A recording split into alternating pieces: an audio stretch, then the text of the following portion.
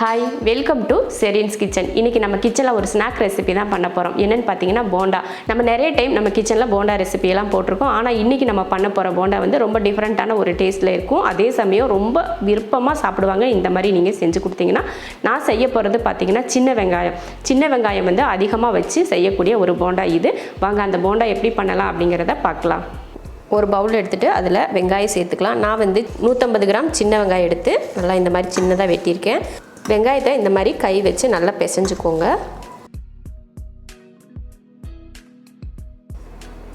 மூணு பச்சை மிளகாய், சின்ன துண்டு இஞ்சியை இந்த மாதிரி பொடியாக கட் பண்ணியிருக்கேன், அதையும் சேர்த்துக்கலாம். கொஞ்சம் மல்லித்தலை, கொஞ்சம் கருவேப்பிலை, இது எல்லாம் போட்டு நல்லா பிசைஞ்சுக்கலாம்.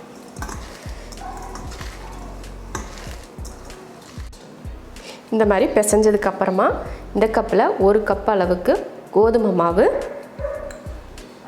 1/2 கப் கடலை மாவு, 1/4 கப் அரிசி மாவு, 1/2 ஸ்பூன் சோம்பு, கொஞ்சம் சோடா உப்பு, தேவையான உப்பு, 1/4 ஸ்பூன் அளவுக்கு மிளகாத்தூள், அடுத்து பெருங்காயத்தூள் சேர்த்துக்கலாம்.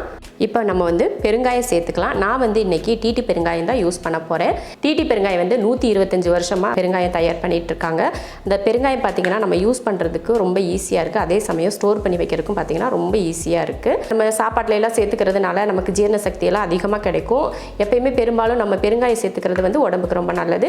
இவங்க வந்து டிடி பெருங்காயம் பவுடராகவும் கொடுக்குறாங்க, இல்லை இந்த மாதிரி கட்டி பெருங்காயமாகவும் கொடுக்குறாங்க.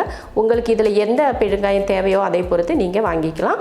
இப்போ நான் வந்து டிடி பெருங்காயம் சேர்த்துக்கிறேன். ஒரு 1/4 ஸ்பூன் அளவுக்கு டிடி பெருங்காயத்தூள். இப்போ இதை பிசைஞ்சிடலாம்.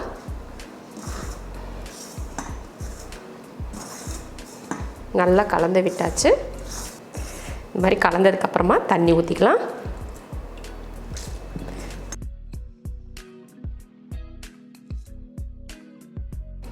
மாவு கலந்தாச்சு. கலந்ததுக்கப்புறமா நம்ம போண்டா பொரிக்கிறதுக்காக எண்ணெய் சூடு பண்ணியிருக்கோம் இல்லையா, அதுலேருந்து 1 குழிக்கரண்டி அளவுக்கு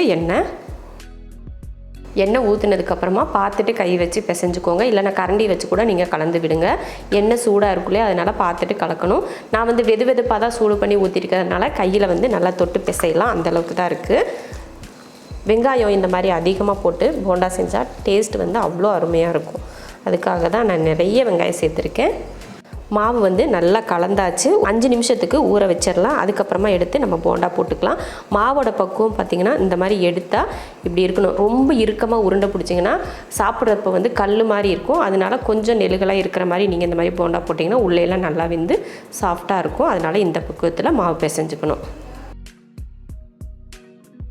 இப்போ மாவு ஊற வச்சு 5 நிமிஷம் கிட்ட ஆயிடுச்சு. இப்போ நம்ம கையில் கூட கொஞ்சம் தண்ணி தொட்டுக்கோங்க, இல்லைனா எண்ணெயை கூட நீங்கள் தடவிட்டிங்கன்னா நம்ம கையில் வந்து ஒட்டாமல் வரும். இந்த மாதிரி கொஞ்சம் கொஞ்சமாக எடுத்து எண்ணெயில் போட்டு பொரிச்சிக்கலாம். ரொம்ப இப்படி உருண்டையெல்லாம் ரொம்ப பிடிச்சிங்கன்னா இறுக்கமாயிரும் போண்டா. அதனால் இந்த மாதிரி கையில் எடுத்து போட்டுக்கலாம்.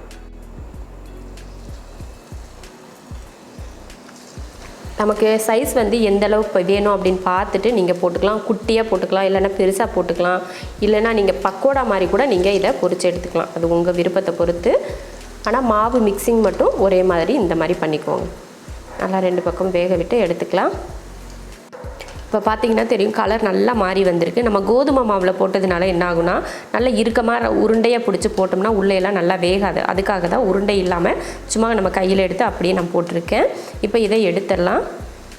நல்லா வெந்துருச்சு. 2 பக்கம் நல்லா வேக வச்சதுக்கப்புறமா எடுத்துடலாம். நல்லா எண்ணெயை வடிச்சிட்டு எடுத்துடலாம்.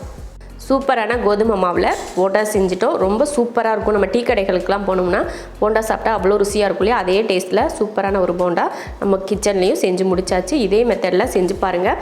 ரொம்ப அருமையாக ரொம்ப சாஃப்டாக இருக்கும். உள்ளேயெல்லாம் செஞ்சு பார்த்துட்டு எப்படி இருக்குன்னு சொல்லிவிட்டு கமெண்ட்டில் சொல்லுங்கள். பிடிச்சிருந்தா லைக் பண்ணிவிட்டு ஷேர் பண்ணிவிட்டு நம்ம ஷெரின்ஸ் கிச்சன் சேனலை சப்ஸ்கிரைப் பண்ணி பக்கத்தில் இருக்க பெல் ஐக்கானை கிளிக் பண்ணி வச்சுக்கோங்க.